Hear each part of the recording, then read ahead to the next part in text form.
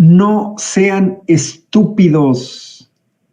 ¿Cómo va a ser una dictadura o qué necesidad tienes de actuar de manera dictatorial alguien que tiene un apoyo como el presidente de la República, que va, si nos vamos a las encuestas de Morning Consult, del 70-80%? Miren, en la historia de la humanidad, nunca jamás los dictadores gozan de tal consenso. Los dictadores, la gente no los quiere, lógicamente. Entonces, esa es la primera estupidez.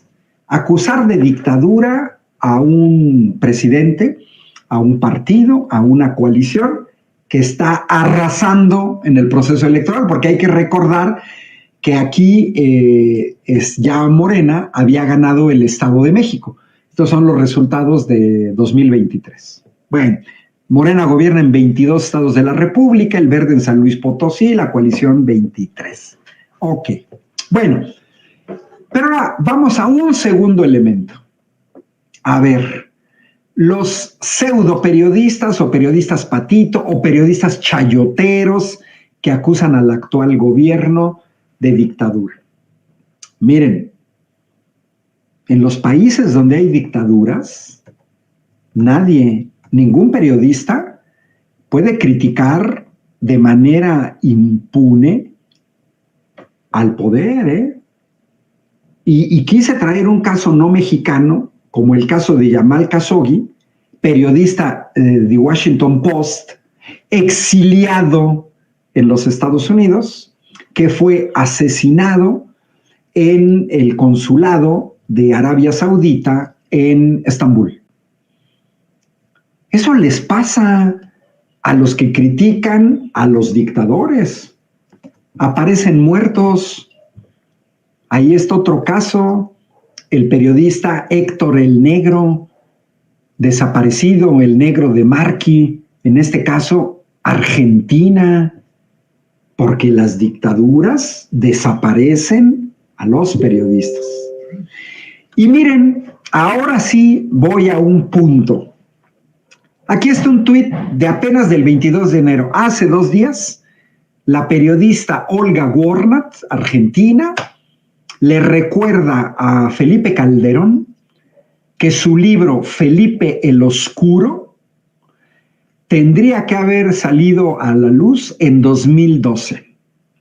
Y vean lo que dice Olga Warnat, por responsabilidad suya y de su narcopolicía García Luna, que recordemos, Genaro García Luna era el secretario de seguridad de Felipe Calderón, y sus sicarios lo censuraron a su asistente, a su hija, a sus amigos, al editorial y a la propia Olga Warnat, quien tuvo que salir de México con chaleco antibalas.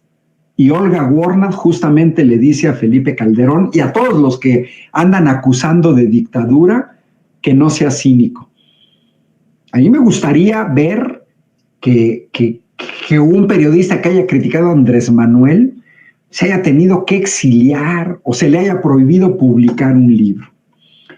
Y bueno, hay que recordar que cuando gobernaba el PAN y el PRI, se torturaba a periodistas, como es el caso de la periodista y escritora Lidia Cacho, que había denunciado una red de trata de menores en donde estuvo involucrado un empresario que era defendido por el en ese tiempo gobernador de Puebla, Mario Marín. Mario Marín mandó detener en Quintana Roo a la periodista escritora Lidia Cacho y fue torturada.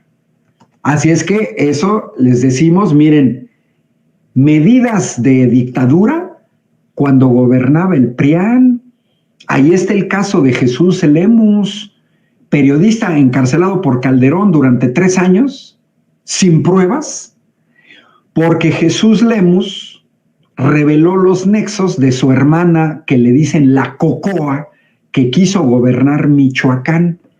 Y esa pregunta es muy pertinente, que viene de memes de las redes sociales, ¿Dónde estaba Broso? denunciando la dictadura de Felipe Calderón? ¿Dónde estaba Denise Dresser, Héctor Aguilar Camín, Enrique Krause, Loret de Mola, Azucena Uresti? ¿En dónde estaban? Que no se hagan patos. Gracias a Rosa María SM por su super chat. Que no se hagan patos. Ahí está la gran hipocresía y el gran cinismo. Donde hubo agresiones a periodistas a nivel dictatorial fue cuando gobernaba el PRIAN. Ahí está ese tuit fijado en X, antes Twitter, del periodista José Gutiérrez Vivó, que le escribió el 1 de septiembre de 2022. El 48º aniversario de un noticiero que yo escuchaba, era para mí el mejor noticiero en su momento, se llamaba Monitor, y dice Gutiérrez Vivó, Monitor estaba en la plenitud cuando lo desaparecieron. La causa, comprometerse con la verdad. ¿Y a quién le debemos la desaparición de Monitor? A Vicente Fox, panista. Fue silenciado durante el inicio del sexenio del panista Felipe Calderón y cuando iba saliendo el panista Vicente Fox. Así es que no nos vengan con cuentos. Quienes agredían a periodistas eran los del PRIAN. Miren, hablar de dictadura es una cosa seria. Esto no es como hablar de un smoothie o de un chocomil de fresa o de una paletita de limón. No,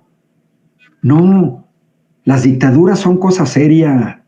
Y hay que recordarles a los priistas que andan acusando de dictaduras que su presidente, Díaz Ordaz, él sí reprimió y desapareció a gente.